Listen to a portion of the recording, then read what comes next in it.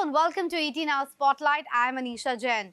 Well, the markets are a kissing distance away from that all-time high level, but the million-dollar question is, what happens after that?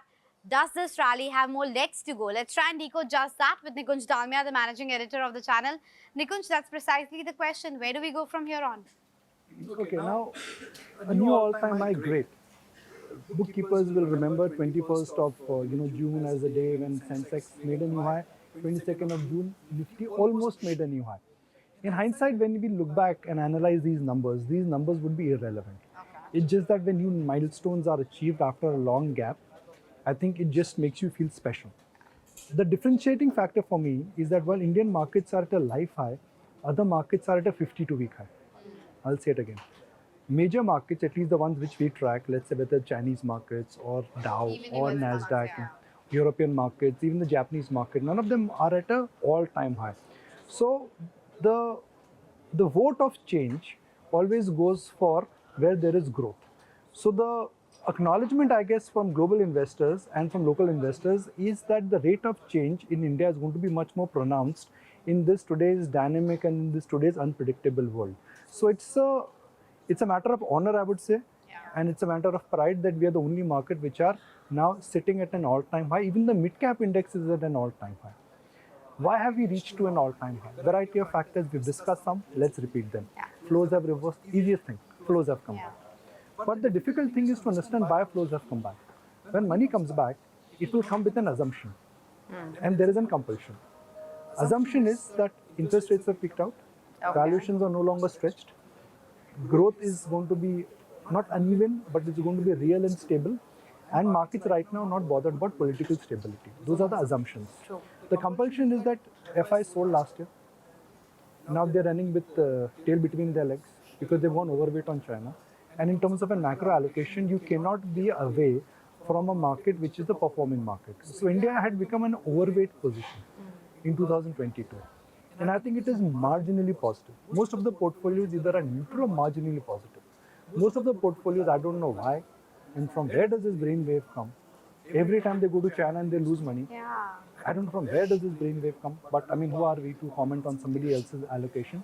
But if you're watching the show, look at the history of India, look at the history of China. Every time foreigners have gone to China, they've not burned their fingers, but they've burned their portfolio. Their hands and their legs, everything. Exactly. So that is where the compulsion has come in. So compulsion, assumption, and realization. When these three factors come together, markets go high. And that realization is also very, very stark with this US visit to, the Prime Minister's visit to the US, I beg your pardon, wherein the spotlight is back on India. A lot of companies and CEOs are talking about coming back to India. But it's not an indefinite rally, right? At some point of time, the valuations will look a bit heavier side because earnings might not be as supportive. The bigger chunks, the likes of IT, etc., are not performing. When do you think we'll peak out and we should become cognizant of the market momentum versus the fundamentals? So again, we'll discuss this, but no harm in discussing it again, which is the Newton's law. If a body is in motion, it will stay in motion till the time an external force is not applied. That external force could be geopolitical, macro, currency risk, country risk. Nobody knows that. It was a health risk in 2020, right? Nobody knows that. So that is one red flag. Second is valuations. Are we near what could be called as Humpty Dumpty valuations? No, sir, we are not. Any of the large categories, we are not. Third is, will anything change incrementally on the political landscape? Well, election is still about a year away. I think nobody is going to be preempting the next election cycle. Folks will talk about it, but that is a 2024 event. And that is a 2024 January, February, March conversation, not June and July conversation of 2023. So till the time nothing changes in that environment, liquidity, your macros, and your whole idea in terms of where the direction is moving, I don't think there is a risk to the market. When I say risk, it's not going to fall apart. Yeah, there could be consolidation or time-wise movement. But you said that, election is a next year worry, not a June-July worry. But what is a June-July worry is also the weather, right? The monsoon has been fairly erratic, not only delayed, but also weak in intensity. Do you think this is just a sentiment thing, or it can derail that entire, inflation coming down, margins getting better theory that we had? So Anisha, one would be the impact and the second would be the assumption.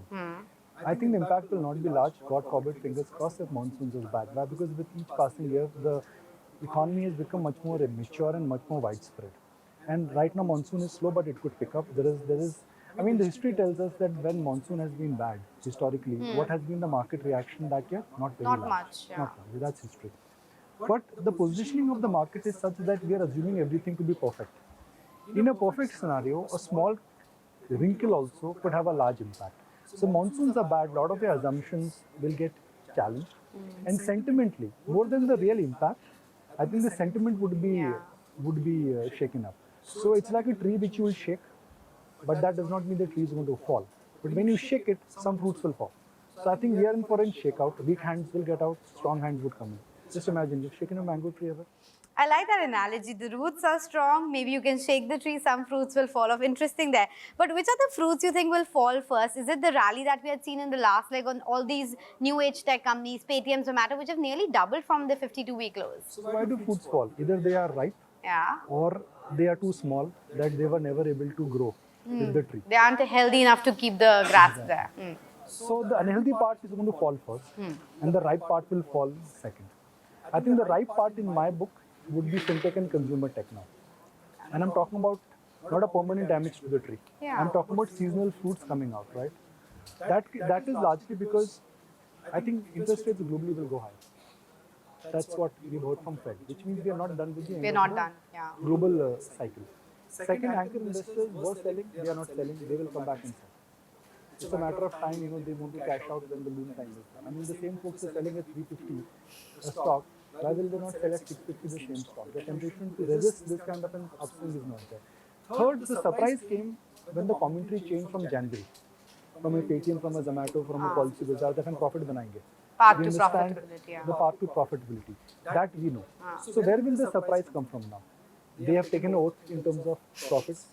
Valuations are no longer that attractive or bombed out. There is no technical compulsions in terms of selling, and the stocks have run up 50 to 100% from the recent high. At a time when global interest rates will go higher. So I think that space is ripe. Now, ripe does not mean it's not healthy. Yeah. I like ripe mangoes. I like ripe bananas. I don't like when they are actually kacha. So Interesting. that's the reality. But you need a bit of a shakeout and the ripe ones to fall so that there's a bit of a churn, and this churn is exactly what we have seen in the last 12 months in the markets, right? But in the last leg of the rally, if I can call it that, last 2 months, last 3 months, and the last quarter data we were just discussing, is the small cap and mid cap which is massively outperformed versus the Nifty, and the heavier ones have been on the back foot. Do you expect that to change, or this year might continue to be of mid caps and the other themes that we have been talking about? No, Anisha, what history has told us that every time when markets comes and makes a new high after a gap of 6 or 8 months, the characters of the market, they change. Courses remain the same, horses they change. Nobody talked about banks in 2021. It was all IT. Yeah. IT is now on a back foot, banks are taking the lead right now. So I think sectoral rotation was due and sectoral rotation is evident. It's very hard for anyone to sell a stock and then come back after 6 months and buy at higher level. It's hard. Psychologically, it's very hard. That's human nature. You will not say that, okay, I did a mistake by selling HDFC Bank at 1200 and I will come back at 1500 and buy the same stock again. That is an example. It's not a recommendation. True. So you will look for something else. And that, I think, rotation is on in discretionary autos, niche consumption, whether it is, you got a Sula, you got a Landmark, or you got Indian hotels. So the lay of the land, I think, is changing. So for me, the signs of correction would come from if consumer fintech stocks, they start correcting, that's where money is moved. Yeah. The signs of correction would come in if, let's say, some of the niche consumption stocks, they start falling, or there is a bombardment of IPO and OFS. That is a typical sign where market speaks out. So this market will peak out if valuations are obese. 2008. Which is .com. not the case. We're far away from there, yeah. But supply and demand is a change, which is what happened, let's say, 2021. Zomato, Paytm, Zomato, yeah. that will come. The class And of that has to 2021. come. Yeah. So if it's going to be class of 21 which damages the market, will there be a class of 23? It may be a kindergarten class, it may not be a big class, but is there a class of 23 coming which could damage the market? I don't know, but I think it will happen.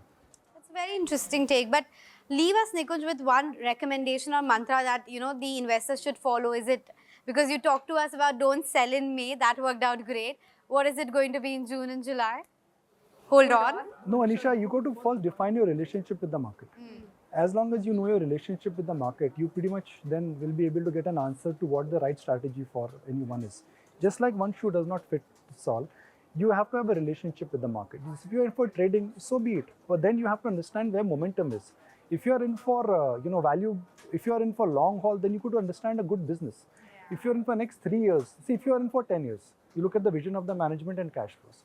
If you're in for next 3 years, you got to look at which company, which business is at a cyclical point and where the market share gain is large. If you're in for next 3 days or 30 days, then you have to look at momentum. There is no point in trying to think long term when your time frame is short term. So you got to define your relationship with the market. And like I think it's Buffett who said it, that if you don't know whom you are, then stock market is a difficult place to learn. But it was yoga day.